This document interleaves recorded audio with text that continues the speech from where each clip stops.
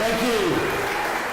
Thank you, and thank you for that very kind introduction, and thank you, Mr. President, for the great job you do for all of us every single day, all of us in this room.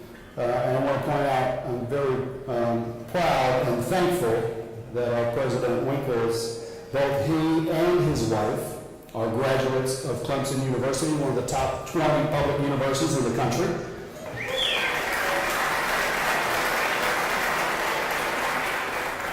And I want to thank all of you for the invitation to be here tonight. It's truly an honor for me to be with you. Now, I understand that some of you had an opportunity to play a little bit of golf today. Next year, please invite me. I want to play golf with you. I love playing golf, and I love it here in Myrtle Beach. Here's my main message to you. I want you to know how much I appreciate the Farm Bureau's long-standing and very positive relationship with Clemson University. I've noticed a lot of things in my year here. For example, I've noticed your very strong presence at our state budget meetings.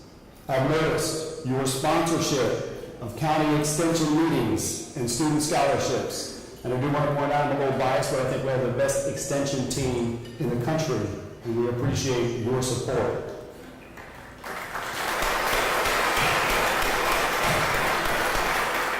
I'm also told of your long-standing steadfast support, especially during tough budget funding cuts and restructuring several years ago, and I thank you for that support. And also, it was interesting, I heard a couple minutes ago the mention of ag in the classroom. I've heard nothing but wonderful things about that initiative. I also know there are many friends of Clemson University here in the audience. For example, my friend Hugh Weathers, Commissioner of Agriculture. Thank you for the great job you do, sir. And I heard the mention of Harry Ott's son, but if Harry is here, I do want to give him a shout out as a USDA Farm Services Administrator for South Carolina and a former state legislator who I have been told has always been there for Clemson. He was also a two-time graduate of our university. Also want to point out Gene Kadama, our state forester, who brought us good luck in a football game last week as he was there watching it with me. And many members of our statewide advocacy groups who are here.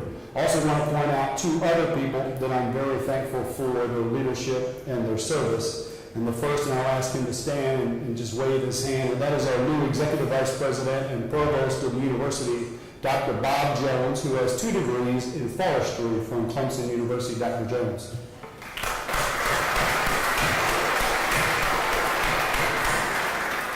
And a man who works really, really hard and does a phenomenal job, 3 degrees from Clemson University, and he has served an incredible capacity over the last years leading our efforts in public service and agriculture and the college CAFRs for Clemson University, Dr. George Askew.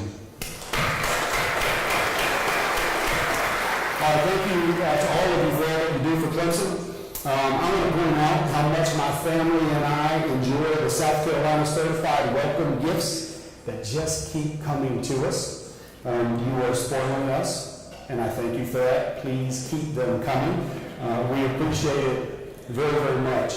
And for those of you who I've not had a chance to meet, I want to take just a couple minutes, if you allow me, to tell you a little bit about myself so you understand what drives me in my job. I want you to know me as a person. And why I'm so passionate about the job I have leading your state's public land-grant research university, which happens to be, again, I'm a little biased, one of the greatest universities in the country. Starts with this. Family for me is really important. It's really important to me. And the Clemson family is something very special. And it is something very, very real. My relationship with Clemson actually goes back 25 years. My wife, Beth, and I have 4 children. Tyler, who's 22. We have identical twin girls, Hannah and Maggie. Hannah is a sophomore at Clemson. And we have a little daughter, Grace, who is 14 at R.C. Edwards Elementary School. Grace has special needs and is a really incredible young lady. I was born in Arlington, Virginia. Lived there for 4 years. I spent most of my life in Maryland, 40 years, and 5 years in West Virginia. My grandparents had a 4th grade, a 6th grade, an 8th grade, and we think one maybe had a 12th grade education, although we have no proof. One of my grandfathers was a coal miner, the other was a firefighter. My parents didn't go to college, but they taught me and my 3 older siblings the value of hard work, honesty, commitment, integrity, and education. So between myself and my 3 older siblings, we actually have 11 college degrees, 4 bachelor's degrees, 5 master's, and 2 PhDs. We listened very carefully when my parents said education is the key to a better life for an individual and for a society. Ultimately for me, it comes down to one thing: making a difference in people's lives. And that motivates me at Clemson. I do want you to know my wife, Beth, she has 2 brothers who went to Clemson. Her older brother, Greg, who graduated in '84 with a degree in mechanical engineering. He served as the first chair of our Spiro Institute board out of our College of Business.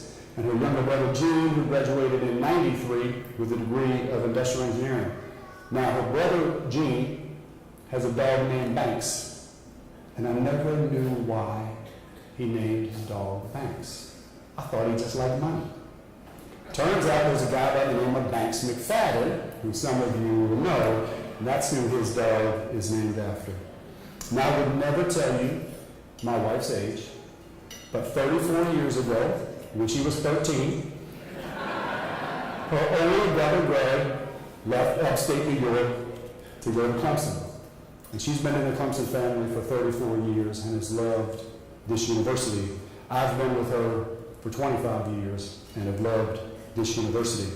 I do want you to know, when they were calling me about the job, I researched the university, and I actually Googled the name Clemson and Clements to see what I would find, to see if there was any kind of link between me and the university that might be in the media. Well, here's what I found. The name Clemson and the name Clements came from the same exact root. And if you look at the Clemson family coat of arms, it'll tell you, same name, just different spelling. And as I did further research, I found out that Thomas Green Clemson's great-great-grandfather was named James Clemson, believed to be the son of James Clements, the way I spell my name, which is pretty cool. Really cool. So Thomas Green Clemson also spent most of his life outside of Washington, D.C., in a little town in Maryland, same town where my father is from. So I'm claiming kinship to somebody who proves me wrong. I'm in the family.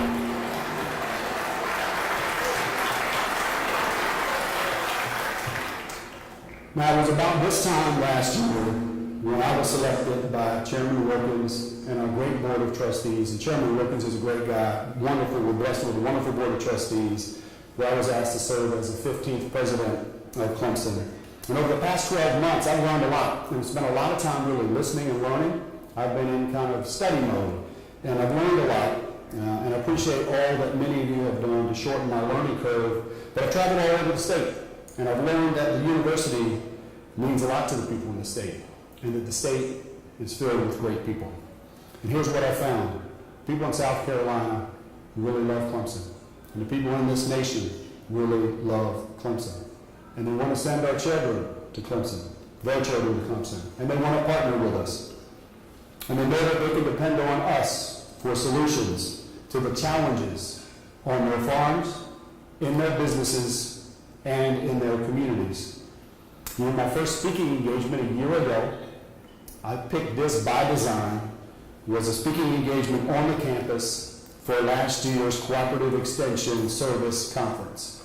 I picked that to send a very strong message about my values and to show my support for extension and the agricultural industry in this great state.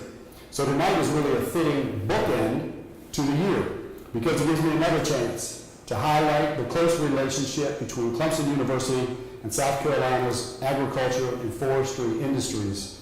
The relationship can actually be traced back, believe it or not, to 2 really important anniversaries that we celebrate this year in 2014. Last week, we celebrated the 125th anniversary of the founding of Clemson College in 1889. In the past year, I've had a chance to read the will of Thomas Green Clemson. And even today, even today, it remains visionary, it remains powerful, and an impactful document, just as it was when Mr. Clemson wrote it. And he had some ideas back then about higher education that were really cutting edge. People weren't talking about the things that he was talking about, such as the idea that institutions should serve their states and be engaged in their communities, not isolated behind a set of walls, and the idea that education and research could help move a state and a people out of poverty and towards a more prosperous future. Mr. Clemson specifically charged his college with supporting the state's leading economic engine, and that is agriculture. And by the way, it still is the state's leading economic engine, and I can tell you the Farm Bureau can take a lot of credit for that success.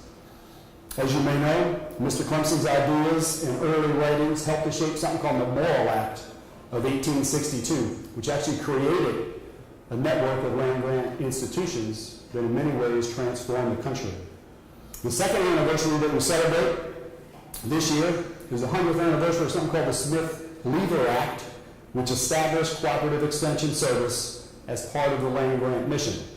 The federal law was co-written by Clemson Board of Trustees member and South Carolina Congressman Frank Lever. Literally changed the country. It was based on the Clemson model, and it was called the Clemson model, based on our public service education, and called the public university, and we still believe this today, to be an active agent of change by extending education beyond the campus, into the home, into the farms, and into the workplace of every American family. Today, at Clemson, we are still at the forefront, helping to redefine the land-grant mission for the 21st century by focusing on three major priorities. Number one, exceptional educational quality. We are well known for quality. Number two, alignment with the state industry needs and opportunities. And number three, research in fields that can have the greatest impact. I want to talk just for a second about educational quality. Clemson is nationally regarded for the quality of our undergraduate experience. And the fact that we are now a top 20 public university is a really big deal for the entire state. Being ranked as one of the top universities in the country helps us to attract some of the best students.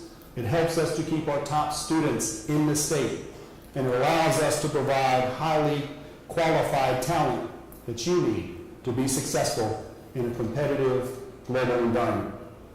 A highly qualified Clemson graduate is the number one contribution that we make to economic development, and we're really proud of that. South Carolina's growing network of agribusiness-related companies and suppliers is increasing the demand for that top talent.